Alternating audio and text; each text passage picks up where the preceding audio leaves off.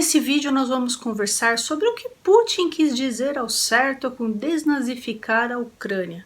Também vamos conversar a respeito da família judia do presidente ucraniano Volodymyr Zelensky. Vamos conversar sobre quem foi Stepan Bandera e sobre a extrema-direita ucraniana atual personificada no Batalhão Azov.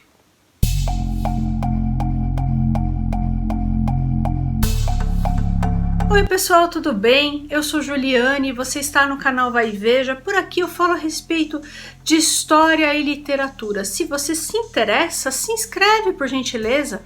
Eu peço que você utilize o campo dos comentários, manda esse vídeo para os seus amigos e não se esqueça do seu like, tudo isso é bastante importante.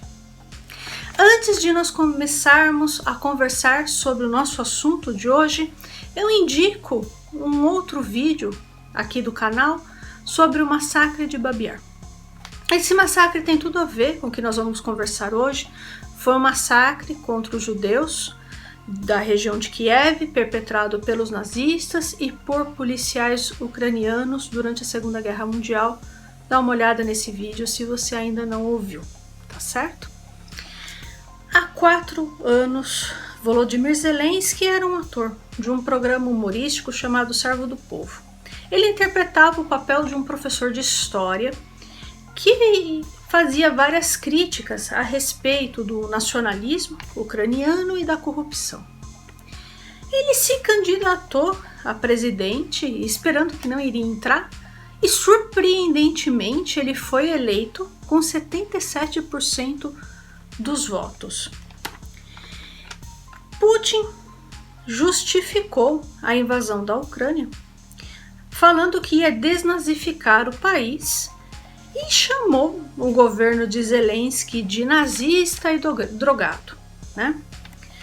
Volodymyr Zelensky atualmente é o único presidente judeu da Europa e o primeiro presidente judeu da Ucrânia, um país que tem uma tradição complicada de antissemitismo. Então, no leste europeu havia os pogroms quer dizer catástrofe em russo. Então eram grupos de pessoas que se reuniam, principalmente Natal e Páscoa, e atacavam as aldeias judaicas. Eles as mulheres, matavam os homens que encontravam pela frente, roubavam ali também algumas coisas, galinhas, samovar e iam embora. E muitos judeus emigraram para a Europa, Brasil, Argentina e tal, fugindo dos pogroms, Estados Unidos também e tal. Bom, então é nesse país, né, com uma tradição complicada, que o Volodymyr Zelensky é eleito, com 77% dos votos. O fato de Zelensky ser judeu não teria nenhuma importância nesse contexto, a não ser pelo fato de Putin ter chamado o governo dele de nazista e drogado. Olha só o que o Volodymyr Zelensky disse. Como posso ser nazista? Explique isso para meu avô, que passou por toda a guerra na infantaria do exército soviético e morreu coronel numa Ucrânia independente. Nós não sabemos muita coisa a respeito do judaísmo do Zelensky, a única coisa é que os avós dele eram judeus soviéticos. Isso significa que eles não eram religiosos, né? Zelensky nasceu numa área da Ucrânia onde se fala russo, chamada Kryvyi Rih.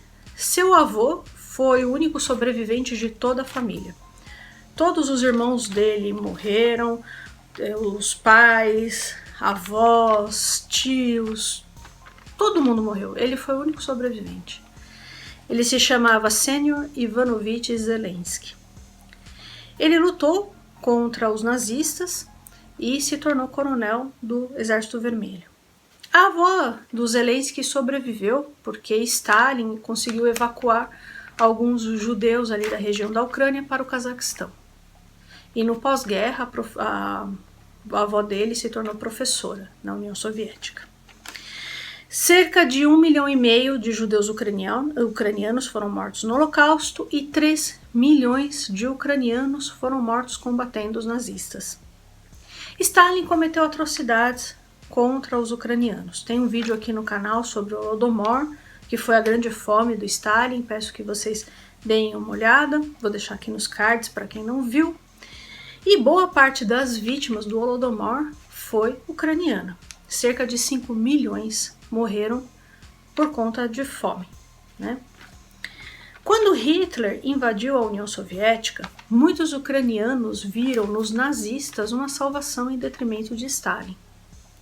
E muitos ucranianos apoiaram o exército alemão, entregaram vizinhos judeus, entregaram vizinhos russos que pertenciam ao partido. Muitos ucranianos também trabalharam como guardas de campos de concentração.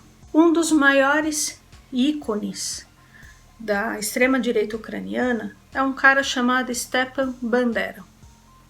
Ele era um nacionalista ucraniano, pretendia transformar a Ucrânia em um país livre. Ele lutou contra os poloneses, foi preso na Polônia. Quando os nazistas invadiram a Polônia, os poloneses o soltou e ele foi para Lvov, ali na Ucrânia, e trabalhou para os nazistas, para o exército de Hitler. E os nazistas enxergavam os ucranianos assim como enxergavam os russos, como eslavos, como escravos, e trataram os ucranianos como tal. Cerca de 2 milhões de ucranianos foram escravizados e mandados para a Alemanha. Muitos trabalharam como escravos em indústrias, fazendas alemãs, nos serviços domésticos. E Stepan Bandera foi contra isso. E aí ele foi mandado pelos nazistas para um campo de concentração, para o campo de concentração de Sachsenhausen. Depois ele foi solto e lutou junto com os nazistas contra o exército soviético. Bandera formou o exército insurgente ucraniano, a UPA, e lutou contra os soviéticos até 1956, quando ele foi morto por um agente da NKVD. E agora a gente vai dar um salto para 2014. Em 2014, o presidente ucraniano Viktor Yanukovych não assinou um acordo de parceria com a União Europeia, porque a Ucrânia devia bastante dinheiro para a Rússia. A Rússia deu um abatimento nesse valor e também baixou o preço do gás, para que a Ucrânia pudesse vender o gás para a Europa mais caro e lucrar com isso. Milhares de ucranianos que querem fazer parte da União Europeia foram para as ruas protestar contra isso. Alguns grupos de extrema direita tomaram força nesse contexto e muitos grupos foram financiados pelo Ocidente. Um desses grupos é o Batalhão Azov. Então, nesse contexto aí de 2014, além dos ucranianos pró-Ocidente que queriam um contrato com a União Europeia, também tiveram ucranianos que eram pró-Rússia, que se identificam como russos, principalmente da região de Donetsk e Lugansk, que eles chamam de Donbass. E essas pessoas começaram, também fomentados pela Rússia, a querer se tornar independentes da Ucrânia. Contra essas pessoas é que o Batalhão Azov atuou. Esse Batalhão Azov, ele é uma espécie de milícia de um partido de extrema direita chamado de Setor Direito.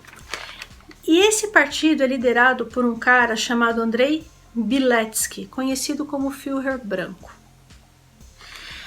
Esse partido, ele é extremamente antissemita e anti-Rússia. Inclusive, esse Andrei Biletsky, ele defende a expulsão de judeus e russos da Ucrânia. Então, esse Batalhão Azov, essa milícia, estava atuando em Donbass e estava matando esses ucranianos que depois receberam cidadania russa. Então, ou seja, o batalhão Azov começou a matar russos, a torturar essas pessoas, né? Eles filmavam todas as atrocidades que eles faziam com os russos, coisas horrorosas. Essas filmagens caíam nas mãos dos russos, tá? Esse partido setor direito, não apoia o Zelensky. Na mesma eleição que o Zelensky recebeu 77% dos votos, esse partido recebeu apenas 2% dos votos. Apesar desse batalhão, desse partido não apoiar o Zelensky, esse batalhão Azov é tolerado pelo governo ucraniano desde 2014. Lembrando, eles atuam ali na região de Donetsk e Lugansk lutando contra os separatistas, né? Então, não houve de nenhum governo uma tentativa séria de acabar com esse partido de extrema direita e com essa milícia, tá? Esse partido, o partido de setor direito, ele foi responsável pelo assassinato de 42 ucranianos durante a invasão de um sindicato. Essas pessoas morreram queimadas vivas. Então, pessoal, vocês veem quanto isso tudo é complicado? Então, quando o Putin ele utiliza a narrativa de que vai desnazificar a Ucrânia, alguns russos compram essa ideia, porque já viram muitos vídeos de coisas tenebrosas feitas por esse batalhão Azov, tá? Inclusive esse batalhão, ele está atuando na guerra na Ucrânia. Eles estão aceitando voluntários europeus, somente brancos. Eles dão a rota lá que a pessoa pode entrar sem passar pelos russos, entrar na Ucrânia sem passar pelos russos. Eles fornecem armas e treinamentos e tudo mais. E eles estão capturando soldados russos, filmando coisas horrorosas, né, publicando em alguns lugares aí. Eles tinham, inclusive, canal no YouTube, tudo, mas foi derrubado. Mas eles continuam fazendo as filmagens deles e postando nos lugares, por aí. Agora vocês, né, imaginam a situação, né? Você tem uma população civil ucraniana, 98% das pessoas não votaram nesse partido horroroso e estão numa guerra com uma K-47 na mão, fabricando coquetel Molotov para jogar nos russos. Do outro lado, nós temos russos de 18, 19 anos, matando civis ucranianos ou ucranianos do exército mesmo, sem entender muito bem o que está acontecendo, com uma arma na mão. Eu vi uma mensagem de um rapaz russo de 18 anos que ele mandou para a mãe dele, de cortar o coração. Ele fala: tô na Ucrânia. A mãe nem sabia onde ele estava, só sabia que estava no exército, mas eles foram enganados, né? Falaram que eles iam fazer só um treinamento ali na Bielorrússia e voltar para a Rússia. E desse treinamento na Bielorrússia eles seguiram para a Ucrânia. Então, ou seja, as mães nem sabem onde os filhos estão. E esse rapaz morreu, que trocou essa mensagem com a mãe, morreu. Ai, gente, que situação difícil, né? Enfim, pessoal, fora a quantidade imensa de refugiados, pessoas que nunca mais verão suas famílias, suas casas, nada, nunca mais retornarão para a Ucrânia. Ai, gente, que dureza. Bom, pessoal, eu espero muitíssimo que vocês tenham gostado do vídeo de hoje e peço a sua gentileza para que vocês não deixem de se inscrever nesse canal, curtir e compartilhar este vídeo. Um abraço e até mais.